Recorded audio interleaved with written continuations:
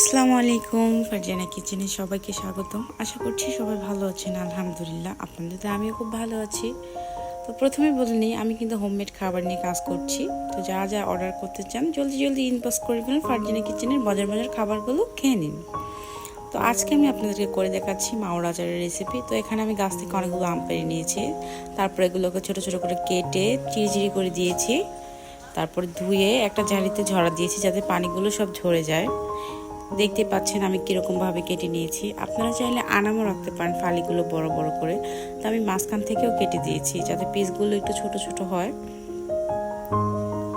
তো এই তো দেখতেই পাচ্ছেন, তো এগুলো অনেকটাই পানি ঝরে এসেছে। তারপর আমি একটা পাতিল বসিয়ে এর মধ্যে আমি এখন পানি গরম করে নেব। তো পানিটা প্রায় ফুটে এসেছে, দেখতেই পাচ্ছেন টকবক টকবক করে ফুটছে। তো এক এক করে আমি আমগুলো দিয়ে দিব। তো এখানে আমি যেই আমগুলো নিয়েছিলাম সেই আমগুলো দিয়ে দিচ্ছি।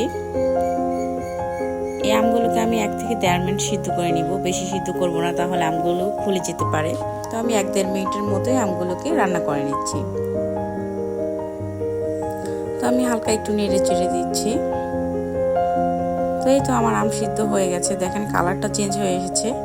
এগুলাকে আমি উঠিয়ে নিচ্ছি একটা জালির সাহায্যে, আর একটা জালিতে ঝরা দিচ্ছি। দেখুন সিদ্ধ হওয়ার পরে কিরকম হয়েছে। তো আমি এক এক করে সবগুলো আম তুলে নিচ্ছি।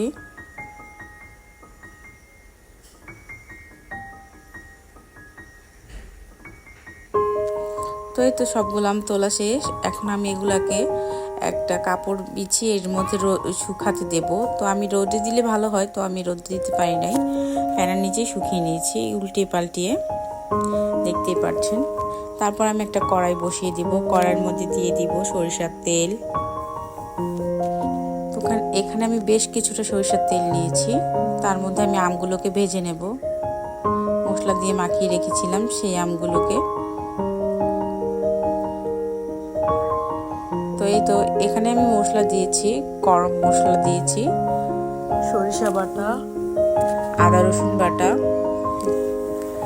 জিরা বাটা, ধনিয়া বাটা, পাঁচফোড়ন, ফাঁকি, এই তো সবগুলো উপকরণ দিয়ে আমি ভালো মতো মেখে নিয়েছি।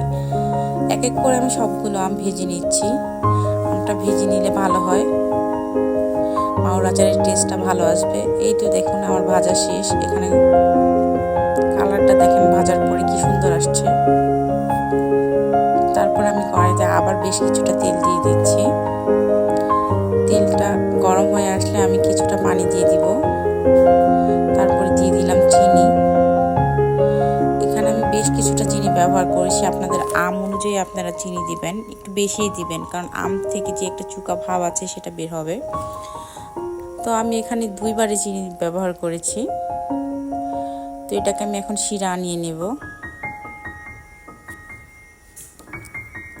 এই তো দেখেন আমার চিনিগুলো গলে আসছে, পানি দিয়ে ফুটে গেছে। তো এখন এক এক করে আমি আমগুলোকে দিয়ে দিব।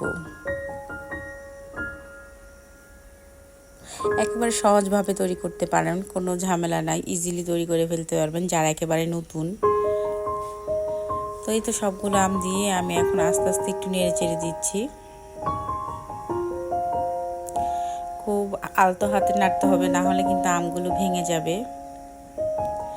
আস্তে আস্তে করে আমি সবগুলোকে ভেঙে নেড়ে দিচ্ছি।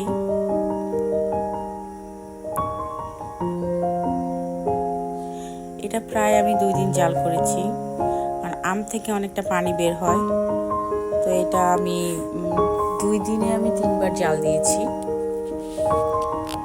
জাল দিয়ে প্রায় ধরেন 20 মিনিটের মতো জাল করে আমটা আমি রেখে দিয়েছি, তারপরে পানি বের হয়েছে।